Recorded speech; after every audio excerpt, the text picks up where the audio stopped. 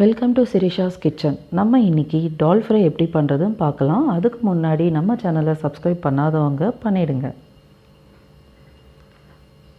ஒரு கப் பாசிப்பருப்பு நல்லா வாஷ் பண்ணி 1 மணி நேரம் ஊற வச்சுட்டு இப்போ குக்கரில் வேக வச்சுக்கலாம். ஒரு 3லேருந்து 4 விசில் நல்லா வரட்டும்.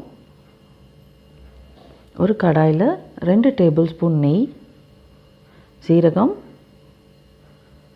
இஞ்சி, பூண்டு, ஒரு பச்சை மிளகாய் நறுக்கி எல்லாம் வதக்கிக்கோங்க.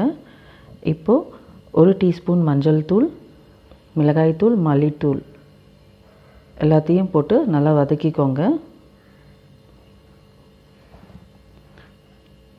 நறுக்கிய ஒரு வெங்காயம் இதையும் போட்டு நல்லா வதக்கிக்கலாம்.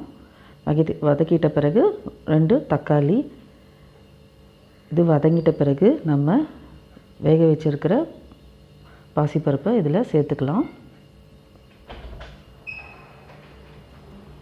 இப்போ தேவையான அளவு தண்ணியை ஊற்றி மிக்ஸ் பண்ணிவிட்டு தேவையான அளவு உப்பு போட்டு வேக வச்சுக்கலாம். ஒரு 5 மினிட்ஸ் நல்லா குக் ஆகட்டும்.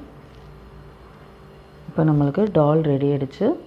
இதில் க்ரஷ் பண்ணி கஸ்தூரி மேத்தி கடைசியாக சேர்த்துட்டு கொத்தமல்லியை வச்சு கார்னிஷ் பண்ணால் நம்மளுக்கு டால் ஃப்ரை ரெடி ஆகிடுச்சு.